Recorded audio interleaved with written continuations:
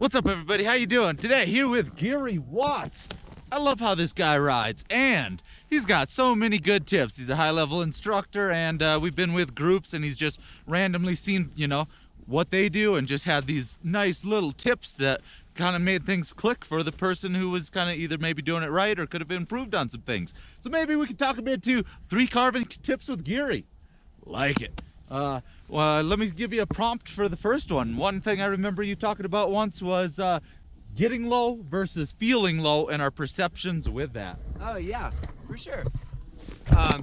As we're riding on our boards, it's important to remember where we're getting our input from, and our senses are giving us all our input basically through our head, right? So what we see, what we hear, everything that surrounds us, we're taking all that information in through our eyes, through our ears, and all those different pieces. And so we're able to really bring some awareness to what's going on around us. And also it's important to remember that feeling like when your head moves closer to the snow doesn't necessarily mean that your body is moving closer to the snow.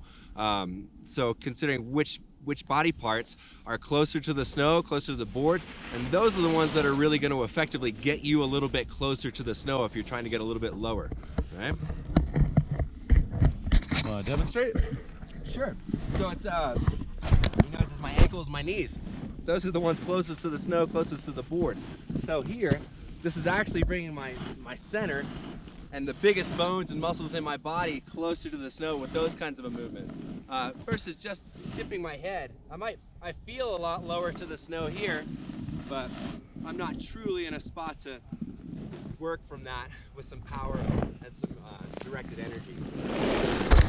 And along with that, yeah, with those knees bent and getting your whole whole body low, it's just a much more stable position that's going to keep you in balance. And when you hit weird things through the turns, you'll be able to adjust, and nothing crazy is going to happen. Where if you're hunched over, leaning down, just kind of weird things happen, and it doesn't feel as good. So some flexibility and a lot of squats will help this. But how about some real nice, crazy low turns? Yeah, sure. We'll get at some low turns here.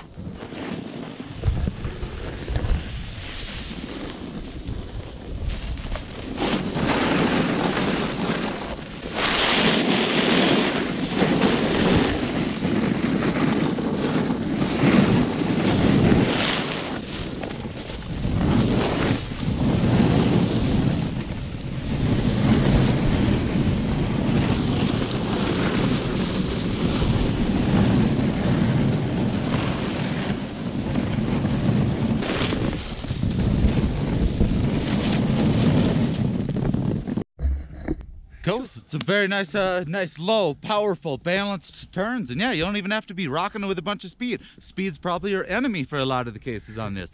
Pretty flat run there, so that's why not super high speed. You can do them high speeds, but how about give us another tip? Yeah. So as with that, we were talking about getting low, kind of finding yourself in more of a position of power through the turn. Along with that, you want to build some awareness around your edge and how it's performing directly against the snow surface, and specifically being able to do that on both your edges, your toe side and your heel side. And what I mean by that is really feeling the difference between what I call the slip and the grip. All right, so allowing the base to slip, slide. You can hear that base slide along the snow, and I'll work my ankles to set that edge, and that's the grip. Okay, and I could do the same thing on the toe edge as well. All right, feeling that slip along the snow, and then I can set the edge.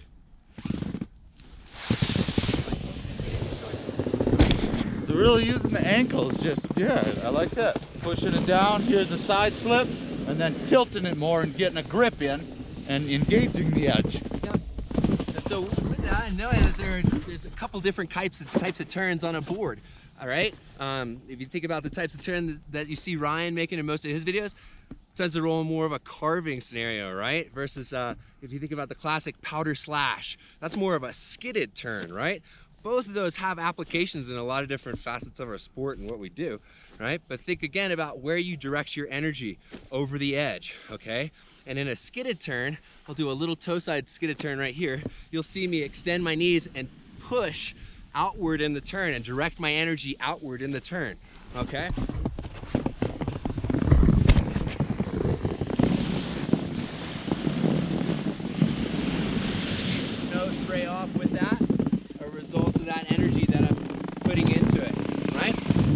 into a toe side carve, now I start to push into the mountain, into the snow surface. So it's a little different emphasis on where I put my energy. All right, set one in right here.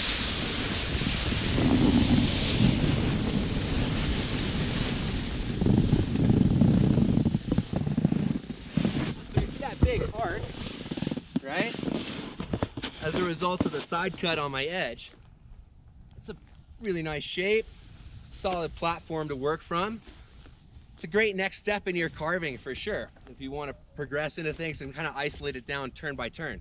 You do the same thing on my heels. On this one, I make sure that coast is clear, a little bit more on my blind side, and I'll see if I can set a similar arc, a similar line in the snow, heading that way.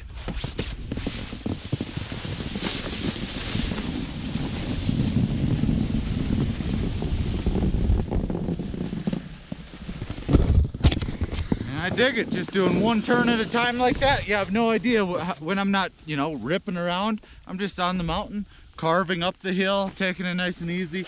Just whenever it's icy, doing it a ton, and just basically I think of miles and miles and miles and miles of riding the edge, and that's the way you get really good at riding your edge and being able to stand on it really nicely, and then engage different amounts of pressure into the carved turns and make it do what you want it to do. Absolutely. So how do you manipulate the board against the surface to get the desired result, right? In this case, we're aiming towards some carving, and isolating things out turn by turn can really help you to feel how that edge interacts with the snow. Tuning into some of the subtleties and some of the finer movements, in particular how you use your ankles to set that up for success. From there, I'd encourage you to start thinking about how you link those turns together, right? And so how you go from the finish of one into the start of the next. And try not to rush your movements or get too abrupt with that. If you can create more of a progressive set to that edge, it'll remain locked into the snow nicely for you and set you up for a true carve from heel to toe and back again. Cool. All right. Next, let's maybe chat about speed. I mean, you don't have to go that fast for carving. I actually love doing it on green runs a lot of times, just because, one, it can be emptier, and but yeah, it's just too much speed can really work against you, especially if you're not cutting across the hill enough. Let me think. Where else was I going with speed? Okay, so here's something we probably both always see. Like, some people who've been snowboarding like 20 years, they've just kind of ingrained skidded turns into their riding, and that's all they do, because that's all they've never actually purposely slowed it down and practiced using their edges. And yeah, I think, I mean, it's just so much easier on your knees and your whole body to actually be able to use your edges and carve each turn, because it's just cutting into the mountain rather than this massive edge having a ton of friction that is kind of jarring and jolting your body. Big time. So it allows you to ride with a lot more efficiency throughout the day. You think about that element of speed management we were talking about, and we can use the carve to manage speed on a steeper pitch by rounding our turn out and finishing it across the hill, of course, looking all around us and making sure that we're not cutting in front of anybody else. We also use that in the flatter areas of the mountain to minimize that friction piece that Ryan just mentioned, right? So coming across a cat track, or if I can see ahead of me that the run kind of flattens out and I know I've got to carry a little bit of speed, I can roll into that and just roll gently from edge to edge and get a little bit more of a carve performance there, and allow myself to move through that setting with a bit more speed, instead of slowing down in those flat areas and have to take my foot out and skate. Well, let's make a couple more ripping turns down to the lift.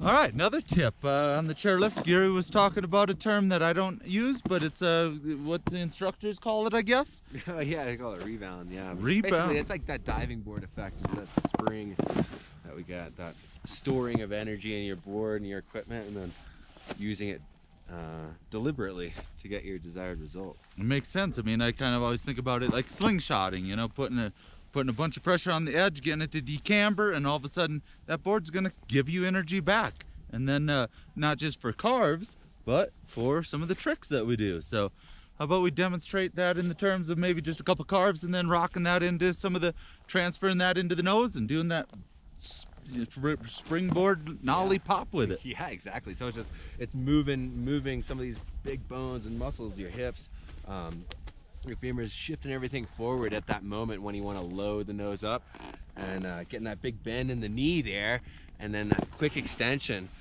which will pop you up off the snow and up into the air. If you complement that with a little more bend while you're in the air, you can increase that amplitude. Bring your hips and your torso in for a little rotation, and I can guarantee you the way else we also think about it is, you know, we are not just standing on our board being flat and getting that much pop. We're tilting the board on edge, having it decamber, and then boom, pop. So yeah. So we're creating a platform and trying to make the most of it, right? So we're trying to spring from the end of the diving board, if you will, versus trying to hit it a few feet from the end, right? Maximize that energy. Let's do some. Go.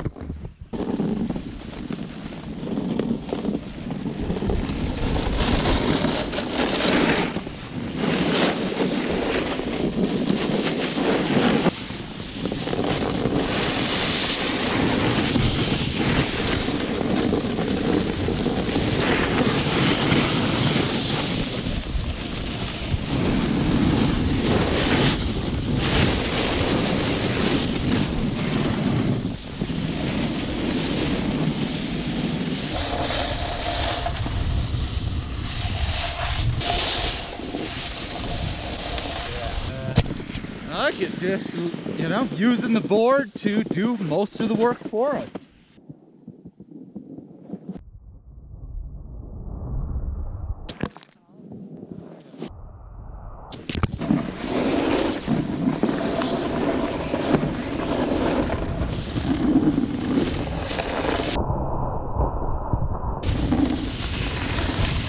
Next potential tip or just thought from Giri. One of the reasons I think my regular riding is better than my switch carving is when I'm just getting aggressive, keeping a very upright upper body. Often I'm hitting my back knee into the snow right there. You can see the wear. That's not just from the laid out carves. That's from just driving it really hard down. I'll capture a couple of those to start with, but it's not something I subconsciously think about, purposely think about. But when I've tried to hit my front knee into the snow, it just feels really weird and awful. So I don't know, do you got any tips, any thoughts of like difference of the knees? The difference of the knees, for sure. Yeah, that back knee tends to hit pretty naturally if you're really dip diving pretty deeply into a toe side turn, for sure. But to put some effort into the front one, now that's a different animal, and it's something that should be explored lightly. Yeah, it cuts really quick. Yeah. Your board just yeah, with some subtlety, for sure, because that's gonna, it's gonna have an effect on how much the board tilts. And how much edge angle you create as you slice through the snow there. Yeah. And I'll say if you can regularly make a turn like this where you can get that back knee, you really don't want to hit it much, but if you could get it to just graze the snow, then you're fully ready for those laid out carves, I feel, because then you're tilting your board up on an edge enough to really make it proper and probably not booting out if you're riding through that without touching your toes, if you're touching your back knee. So let me make a couple of those turns. I'll put it in slow-mo.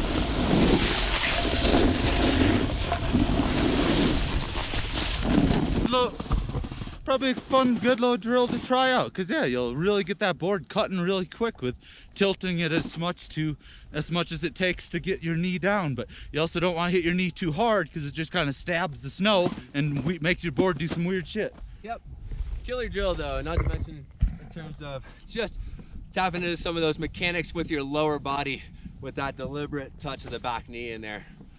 And you can feel and see the effect of it really clearly.